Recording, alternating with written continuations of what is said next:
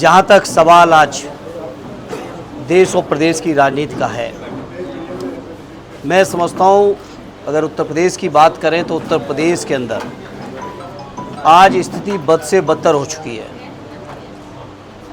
नौजवानों का हाल आप देख रहे हैं, बेरोज़गारी अपनी पराकाष्ठा पे जा रही है, लगातार पेपर लीक का रिकॉर्ड बनता चला जा रहा है। नौजवान अगर अपनी बात को कहना चाहते हैं शांतिपूर्ण तरीके से अपने संवैधानिक अधिकारों से, तो उनके ऊपर तरह तरह के अन्याय, अत्याचार, लाठीचार्ज से लेके सब चल रहा है। किसान परेशान हैं, समय से खाद, बीज, पानी, बिजली मिल नहीं रही है। किसानों को उनकी फसलों का वाजिब मूल्य मिल नहीं रहा है। बीजेपी के लोगों ने भाषण बहुत दिए आमदनी को दूनी करने के, लेकिन कोई सार्थक पहल आमदनी दूनी करने पे आज तक नहीं हुई। कोई सार्थक पहल इस बात पे नहीं हुई किसानों की लागत कैसे घटे। किसान बर्बाद हैं, नौजवान बर्बाद हैं, सरकारी कर्मचारी परेशान हैं। पुरानी पेंशन को लेकर लगातार मांग चल रही है लेकिन नहीं मिल रही है। संविदा कर्मी अपने मानदेय को लेकर परेशान हैं, चिंतित हैं। नौकरियां लगातार छीनी जा रही हैं। आरक्षण पूरी तरह से ख़त्म किया जा रहा है। संविदा नौकरी के माध्यम से, आउटसोर्सिंग के माध्यम से पूरे पीढ़ी परिवार को उपेक्षित किया जा रहा है। तो आज मैं कह सकता हूँ देश और प्रदेश के अंदर बीजेपी की सरकार से जनता पूरी तरह निराश है।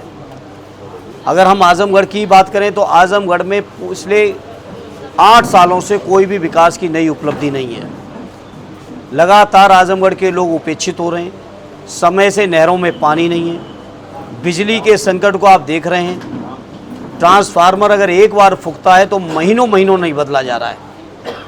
ये हालत पूरे आजमगढ़ में आप सबने के पास भी सूचनाएं आ रही होंगी।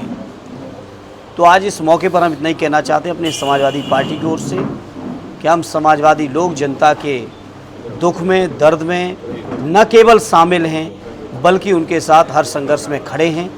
और हमें यकीन है कि आने वाले समय में समाजवादी पार्टी आदरणीय अखिलेश यादव जी के नेतृत्व में उत्तर प्रदेश की जनता का प्रचंड विश्वास हासिल करके न केवल सरकार बनाएगी बल्कि सामाजिक न्याय की एक नई राज की भी स्थापना करेगी। बाकी जो साथियों के सवाल हों। संसद जिस तरह से बीजेपी का एक एमएमएस लीक हुआ, फिर बीजेपी नेत्री के बेटे का 130 एमएमएस लीक हुआ, उसको लेके आप क्या कहेंगे, किस तरह से भाजपा वाले निकल जाए? अब ये सवाल बीजेपी वालों से पूछिए। जो लोग नारा देते थे पार्टी विद डिफरेंस की, जो लोग बहुत भाषण दिए हैं स्वच्छताओं की, जो लोग दिन रात गुमराह करते हैं परंपराओं मर्यादाओं के नाम पर, मैं समझता हूँ देश के अंदर सबसे अमर्यादित आचरण की कोई पार्टी है तो भारतीय जनता पार्टी है। इसलिए सवाल भारतीय जनता पार्टी के लोगों से आप सबको पूछना चाहिए। वो लोग जवाब नहीं दे रहे।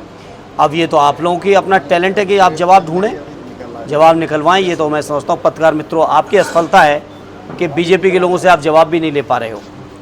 और हो सकता कुछ साथी ज़्यादा जिद करेंगे जवाब लेने की तो मुकदमे के भी शिकार हो जाएंगे। हो सकता मुकदमों से साथी बच रहे होंगे। सिंचाई विभाग में 25 पद समाप्त कर दिए गए हैं। जी, सिंचाई विभाग में 25 पद समाप्त कर दिए गए हैं। इसका विरोध अभी भी हो रहा है। देखिए लगातार मैंने कहा कि नौकरियां घटा रहे हैं और नौकरियों को जहां स्थायी होना चाहिए, सरकारी होना चाहिए, उनको संविदा के माध्यम से, आउटसोर्सिंग के माध्यम से आरक्षण ख़त्म करने का इन्होंने एक फार्मूला निकाला है। और इसी तरह की स्थिति को पैदा ये कर रहे हैं जो बात आपने कही। मेरा सिंचाई विभाग के जो कर्मचारी साथी हैं जो आंदोलन में हैं, उनको अपनी पार्टी की तरफ से पूरा समर्थन और उनको विश्वास दिलाते हैं हम समाजवादियों को जब मौका मिलेगा तो आपकी समस्याओं का समाधान भी करेंगे। सर, माल्या ने इंटरव्यू में कहा है कि मैंने बीजेपी को बता के देश छोड़ा था। किसने? माल्या ने। तो ये बीजेपी वालों से पूछिए ना, जो लोग 2014 में भाषण दे रहे थे लोकसभा के चुनाव के समय कि 100 दिन के अंदर स्विस बैंक का काला धन लौट आएगा। काला धन अगर एक भी लौटा हो, 100 दिन की बात छोड़िए, 11 साल से ज़्यादा हो चुके हैं। अब वो कैलकुलेशन लगाइएगा कितने दिन हुए।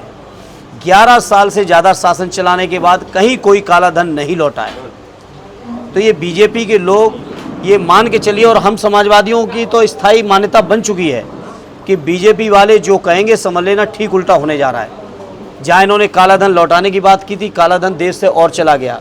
न केवल विजय माल्या और भी कई नाम ऐसे हैं जो देश का सफ़ेद धन लूट के चले गए, काला धन लौटाने की तो बात छोड़िए।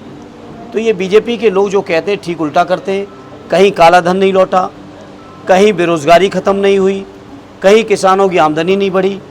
एक मुद्दा, चाहे इनके 14 का चुनाव देखिए, 17, 19, 22, 24, जितने चुनावी वादे हुए, एक भी वादे पर भारतीय जनता पार्टी खरी नहीं उतरी है। सर 2027 में जनगणना कराने, जातिगत जनगणना कराने की बात है, इसके पीछे का क्या मंशा है, क्यों अभी नहीं और इतना लंबा समय क्यों लिया जा रहा है? देखिए, कोई भी मंशा इस्तेमाल करना चाहे करें। मैं इस मौके पर याद करूंगा सदैव नेताजी को। मैं उस समय सदन में था, मुझे सौभाग्य मिला था उनके साथ बैठकर चीज़ों को देखने, समझने, सुनने का। सदैव नेताजी ने जिस लड़ाई को शुरू किया था 2010 में, और उस लड़ाई को जो आदरणीय अखिलेश यादव जी लगातार लड़ रहे थे, अभी संसद के पिछले सत्र तक वो लड़े, और इस बात को लगातार उन्होंने कहा कि देश के अंदर जाति जनगणना होगी। और यहाँ तक कहा कि बीजेपी के लोगों, आप आज सत्ता में हो, आप करना हो तो कर दो, और नहीं करोगे तो समाजवादी लोग अभी आंदोलन के रास्ते पर हैं, और जब सत्ता में आएंगे तो जाति जनगणना कराएंगे। तो आज इस मौके पर जहाँ मैं सदैव नेताजी को श्रद्धांजलि देता हूँ, आदरणीय अखिलेश यादव जी को इस बात की बधाई देता हूँ कि उनके संघर्ष की दम पर आज देश के अंदर जाति जनगणना हो रही है। अब ये जो लगातार उसमें भी जनगणना में भी षड्यंत्रबाजी चल रही है। अभी हमने थोड़ा सा एक जानकारी जुटाई तो पता चल रहा है कि बैकवर्ड को एक साथ नहीं रखना चाहते हैं, क्योंकि आप जानते हैं कश्मीर से लेके कन्याकुमारी तक, गुजरात से लेके आसाम तक, अलग अलग प्रांतों में पिछड़े वर्ग के लोग अलग अलग टाइटल से जाने जाते हैं। लेकिन ये बीजेपी के लोग ये षड्यंत्र करना चाहते हैं कि पिछड़े वर्ग के लोगों की संख्या एक मुश्त क्या है ये पता न चल पाए। अभी ये भी षड्यंत्र हैं, लेकिन इसके लिए भी आदरणीय अखिलेश जी के नेतृत्व में हम समाजवादियों को संघर्ष करना पड़ेगा तो करेंगे।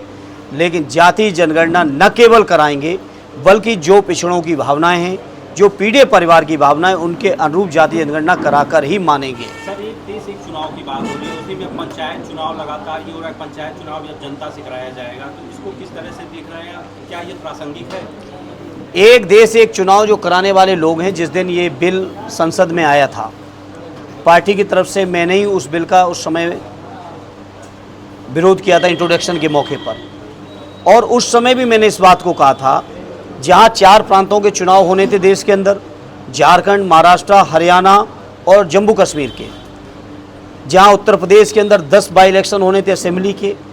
जब ये इतने चुनाव एक साथ नहीं करा सकते हैं, तो आप सोचिए ये एक देश एक चुनाव की भावना कैसे कर सकते हैं। और बीजेपी के लोग पूरा का पूरा षड्यंत्र कर रहे हैं। अगर इनकी नीयत थी एक देश एक चुनाव की, या बीजेपी के लोग कहते हैं इससे लाभ है, तो मेरा बीजेपी के लोगों से पूछना है कि आखिर लोकसभा के चुनाव के साथ महाराष्ट्र का चुनाव क्यों नहीं कराया, हरियाणा का चुनाव क्यों नहीं कराया, झारखंड और जम्मू कश्मीर का चुनाव क्यों नहीं कराया।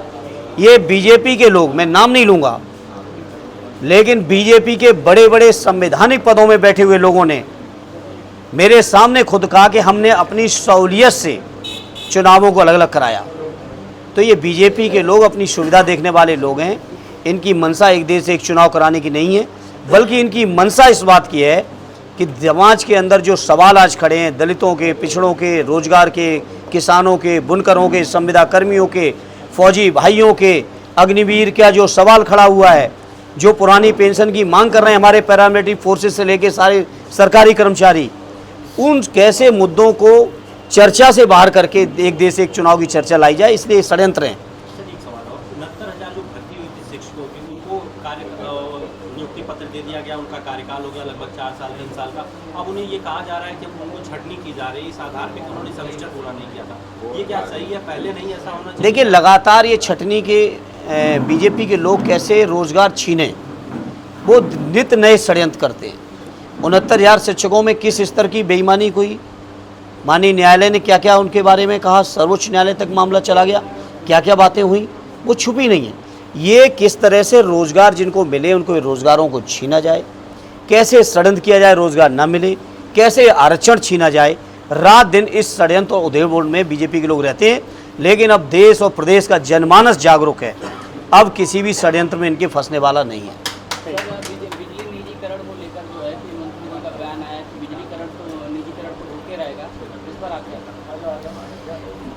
मंत्री जी इसके अलावा तो कुछ कर नहीं पाए, ट्रांसफार्मर बदल नहीं पाए, नई लाइनें कहीं बना नहीं पाए, तार टूट गए बदल नहीं पाए, ट्रांसमिशन लाइनें बनी नहीं, जनरेशन के लिए एक भी प्लांट नहीं बनाए पिछले 8 साल में उत्तर प्रदेश के अंदर। जो उत्तर प्रदेश के अंदर या देश के अंदर हमारे बुज़ुर्गों ने, हमारे पुरखों ने चीज़ें तैयार की हैं, उनको बेचने का अलावा इस सरकार के पास कौन सा काम है आप बताओ। रेल बेचे, हवाई अड्डे बेच दिए, बंदरगाह बेच दिए, सड़कें बेच दी, वेल बेच दिया, BSNL को बेच दिया, बीमा बेच रहे हैं, बैंकें बेच रहे हैं, बिजली भी बेच रहे हैं। तो अब देश और प्रदेश का जनमानस इन बीजेपी के लोगों की जो नीति और नियत और षड्यंत्र हैं उनको समझ भी रहे हैं और इनका जवाब भी देंगे। हालांकि हम समाजवादी लोग अपने मुंह से नहीं कहना चाहते, लेकिन ये ज़रूर कह सकता हूँ, देश के अंदर, प्रदेश के अंदर, परिवार के अंदर लायक उसको माना जाता है जो कुछ ना कुछ अपना एसेट बढ़ाए। जो एसेट को बेचेगा उसका क्या नाम होता है मुझे अपने मुंह से नहीं कहना है, आप सब लोग समझदार हैं। सर, ऑपरेशन सिंदूर जो लेकर अब घर घर सिंदूर बांटा जा रहा है, उसको लेकर कांग्रेस ने कहा कि ये नरेंद्र सरेंडर का नारा है, कांग्रेस ने दिया है। आप इस पर क्या कहेंगे, किस तरह का ये जो कर रहे हैं सिंदूर को लेकर? नहीं, सवाल आपका ऑपरेशन सिंदूर को लेकर या सिंदूर को लेकर है? ऑपरेशन सिंदूर बांटा जा रहा है। नहीं, मैंने सुना है कि अब शायद वापस हो गया फैसला। लेकिन इस मामले में इतना कहूँगा, हम सब लोग अपने परिवारों में के बीच में सब लोग रहते हैं।